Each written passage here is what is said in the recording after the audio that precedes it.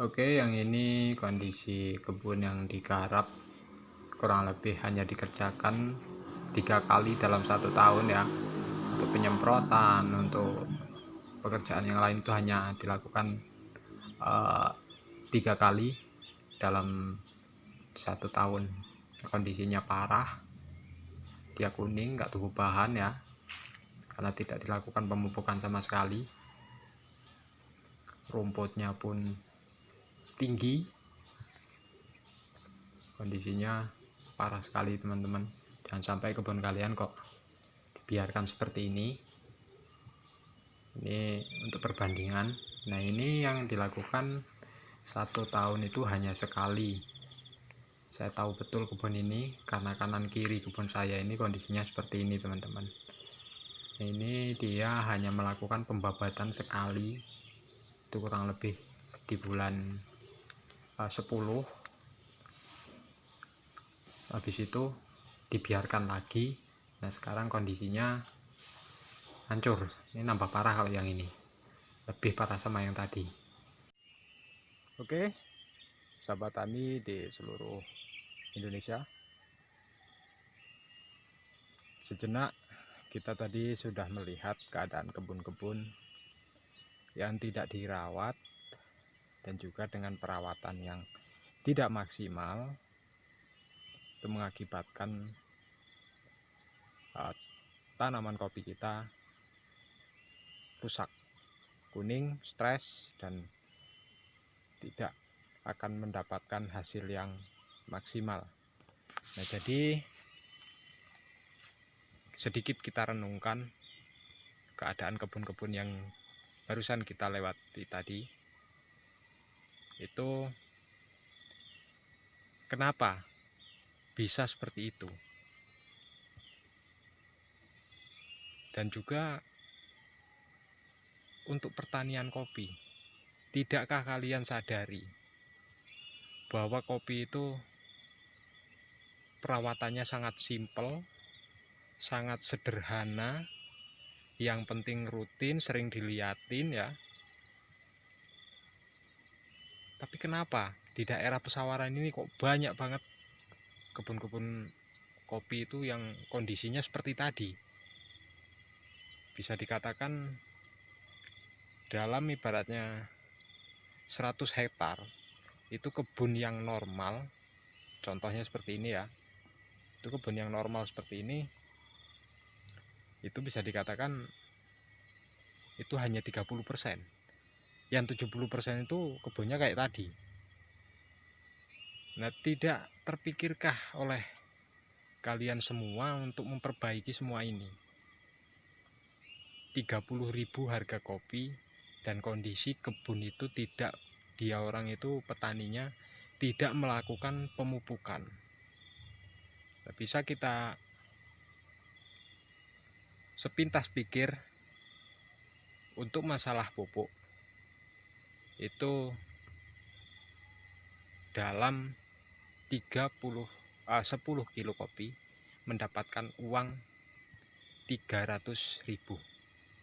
Apabila kita lakukan pemupukan dengan pemupukan yang subsidi, itu bisa mendapatkan dalam 10 kilo kopi itu dapat 1 kintal pupuk. Nah, kenapa petani di pesawaran kok nggak mau pupuk? Nah, sekarang gaya bertani kita ini harus dirubah, nggak harus cuma kayak gini aja. Sedih saya lihat kondisi kebun-kebun yang ada di daerah sini, itu bisa dikatakan miris karena kurangnya pemangkasan dan perhatian dari para petani, seluruh petani pesawaran. Untuk tingkatkan hasil panen, tingkatkan hasil produksi, langkah awal kondisi kebun seperti itu hanya untuk langkah awal pemangkasan ya, pemangkasan dan pembersihan gulma ya, seperti ini. Pembersihan gulma itu harus rutin, apabila kebunnya sering serut harus rutin. Jadi jangan sampai serut lagi supaya kopinya seperti ini. Ini tadinya ini kebun ini digarap sama orang hancur lebur. Bukan sekali hancur lagi, sampai lebur, kuning, mau mati. Saya lakukan pemangkasan dan pemberantasan gulma ini saya lakukan 2 bulan sekali. Nah, hasilnya Kalian bisa lihat sendiri yang tadinya seperti apa sekarang seperti ini. Di video saya sebelumnya sudah saya upload ya.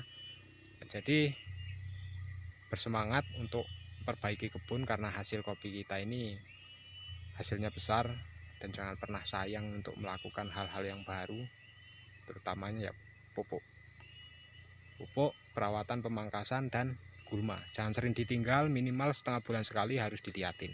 Entah apapun harus diliatin, nanti kalau udah diliatin kita tahu apa yang harus kita kerjakan. Salam petani pesawaran. Teman-teman, inilah keadaan kebun yang rusak dan nyaris seperti mau mati tahun lalu. Saya lakukan pemangkasan dengan keras. Tujuan saya hanya memulihkan bahan untuk buah saya, karena kondisinya buahnya juga nggak seberapa, jadi saya korbankan buah, hanya saya tinggalkan beberapa saja. Nah, ini kondisinya seperti ini teman-teman. Sudah melakukan pembungan pertama. Saya lakukan pemangkasan di bulan 9 pertengahan ya kurang lebih. Nah, bahan-bahan yang tumbuh ini bisa dikatakan bahan terlambat teman-teman, tapi nggak apa-apa. Ini nanti ngagungnya di B2 dia nih ya. Sudah melakukan pembungan pertama, bahan-bahannya pun bagus, siap untuk berproduksi tahun berikutnya ya. Nih,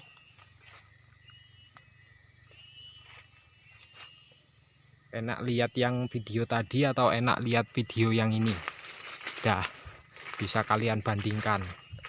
Jadi jangan males-males untuk memperbaiki kebun, untuk melakukan pemangkasan. Minimal harus nggak ketan sedikit ya, harus dikasih pupuk. Ini setengah hektar saya kasih 1 sak ya, 50 kilo. Untuk pupuknya yang subsidi aja, karena dia posisinya untuk pemulihan badan ya. Jadi untuk prioritas buah itu kita lihat kondisi batang ya. Kalau batangnya sehat ya buahnya ya ada, kalau batangnya sakit ya gimana juga ya nggak akan ada. Nah, jadi petani di sini kebanyakan ngeluh kopi tidak buah, kopi gugusnya pecah, atau apalah.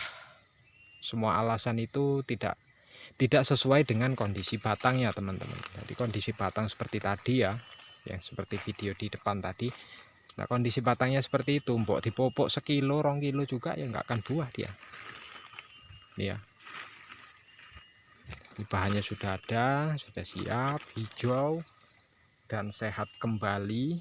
Ini kalau yang marok kesini lagi, ini kaget dia nggak akan mungkin nyangka kalau kebun ini bisa pulih lagi kayak gini. Nah, jadi untuk teman-teman yang khusus Gunung Betung, kalau ibaratnya kebunnya rusak, tidak capek-capek saya ingatkan, bisa hubungi nomor WA saya ya. Untuk perbaikan kebun itu bukan berarti saya yang harus mangkas, enggak teman-teman. Itu hanya saya kasih arahan aja, nanti gimana caranya supaya kebun itu bisa pulih lagi. Nah, bisa hubungi. Nah, yang di luar Gunung Betung yang kondisinya jauh bisa upload bisa kirim video dengan kondisi kebun yang rusak. Nanti saya akan kasih informasinya dan langkah-langkahnya akan saya beberkan semua. Cuman lewat WA ya. Kalau lewat YouTube bisa dikatakan gagal fokus. Nanti kalau lewat WA enak, kita bicara enak. Oke, saya akhiri. Assalamualaikum warahmatullahi wabarakatuh.